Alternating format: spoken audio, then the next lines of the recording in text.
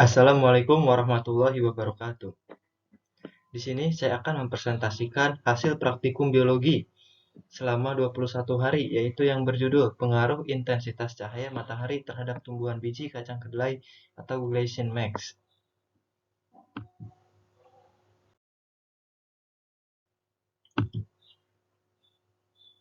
Latar belakang masalah. Pertumbuhan dan perkembangan merupakan dua proses yang berjalan secara simultan atau pada waktu yang bersamaan.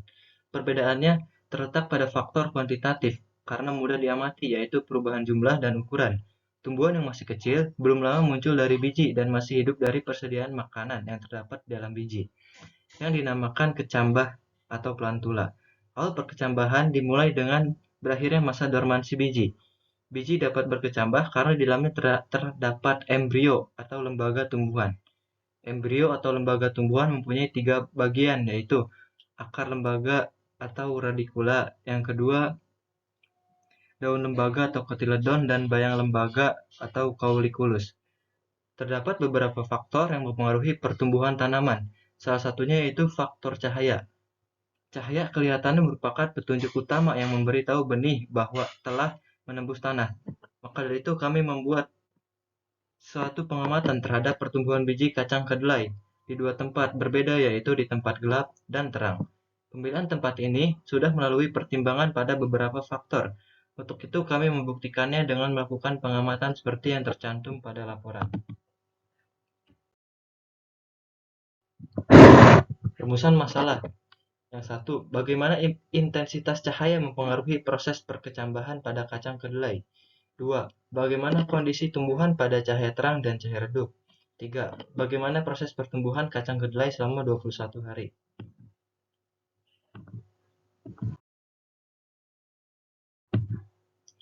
Tujuan penelitian.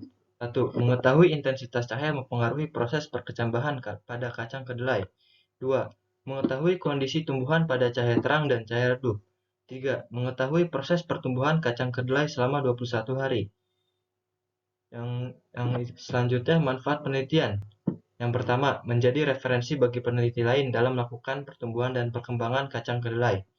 Yang kedua, untuk menyelesaikan tugas biologi dan dapat menambahkan pengetahuan tentang pertumbuhan biji kacang kedelai.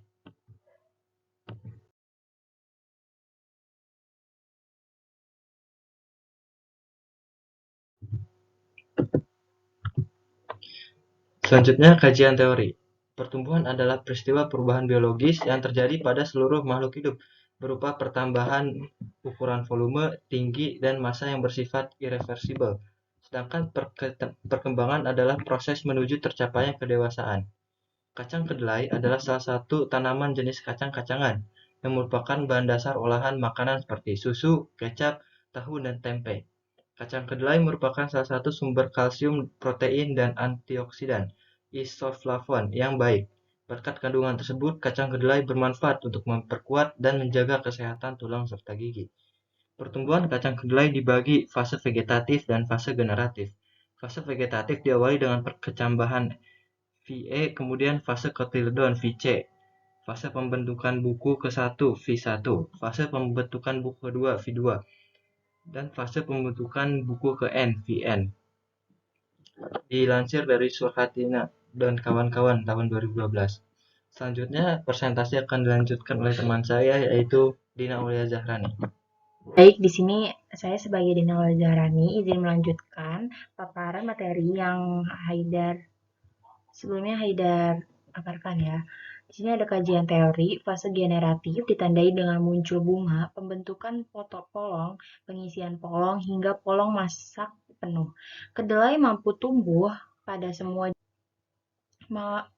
jenis tanaman, namun untuk mendapatkan produktivitas yang optimum, kedelai sebaiknya ditanam pada tanah berstruktur lempung berpasir atau liat berpasir. Andrianto dan Indarto 2004. Faktor-faktor yang berpengaruh terhadap perkecambahan kacang kedelai adalah hidrasi air, varietas, ketersediaan oksigen, suhu, cahaya, temperatur, kelembapan. Dan adapun kacang kedelai juga mengandung fosfestrogen yang diyakini bisa memengaruhi hormon pria jika dikonsumsi berlebihan. Pria yang mengonsumsi makanan kedelai cenderung memiliki konsentrasi sperma yang lebih rendah.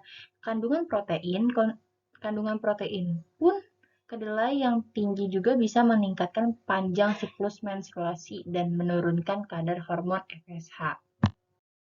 Dan selanjutnya ada metodologi penelitian. Metodologi perolehan data. Satu, ada eksperimen. Eksperimen menggunakan metode dengan melakukan percobaan tumbuhan yang diletakkan di tempat gelap dan terang. Dan yang kedua ada observasi. Observasi yang dilakukan dengan pengamatan perubahan bentuk tumbuhan. Dan yang B ada metode analisis data. Analisis data dilakukan secara deskriptif kuantitatif dengan memaparkan data hasil percobaan menggunakan tabel.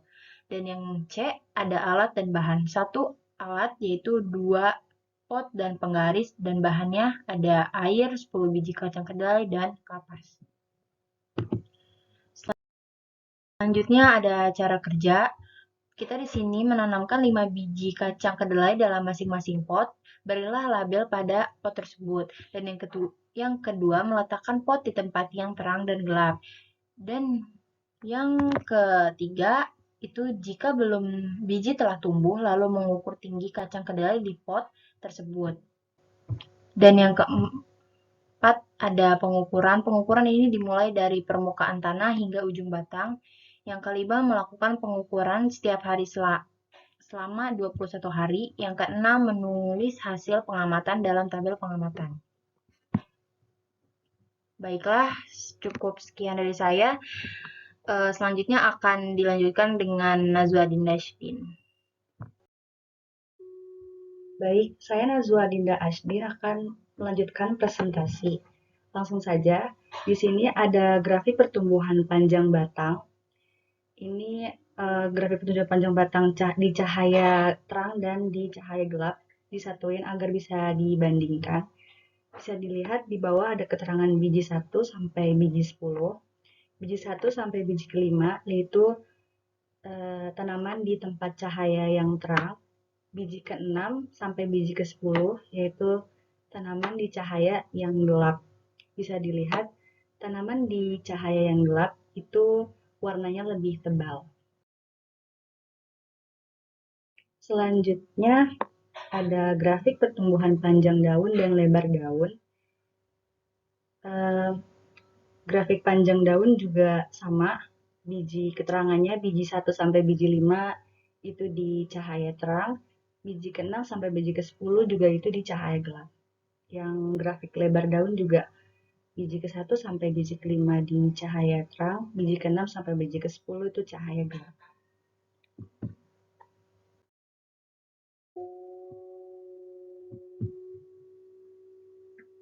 Selanjutnya, bagian simpulan dan saran. Bagian simpulan yang pertama, cahaya matahari cukup mempengaruhi proses perkecambahan. Cahaya matahari mempunyai peranan besar dalam proses fisiologi tanaman seperti fotosintesis, respirasi, pertumbuhan, dan menutup stomata. Perkecambahan tanaman sehingga ketersediaan cahaya matahari menentukan tingkat produksi tanaman. Perlakuan dengan pemberian naungan pada kedelai akan mempengaruhi sifat morfologi tanaman. Yang kedua, tumbuhan yang tumbuh di tempat gelap akan tumbuh lebih cepat, namun dengan keadaan pucat, kurus, dan daunnya tidak berkembang atau etiolasi.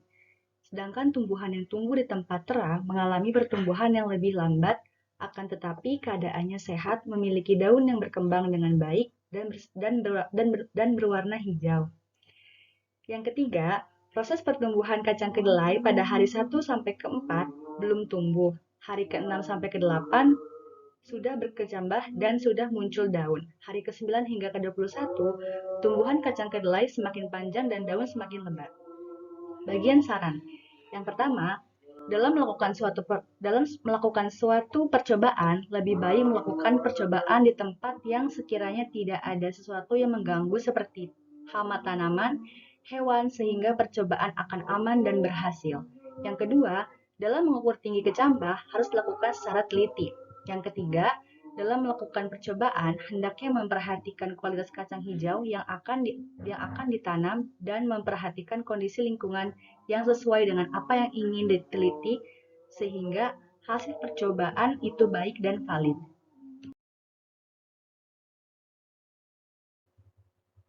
Baik, selanjutnya di sini ada foto hasil tanaman kita. Di situ ada foto kami sedang menyiram tanaman di hari pertama saat tanaman. Yang sebelahnya lagi itu foto tanaman kita di hari ke-21 di tempat cahaya yang terang.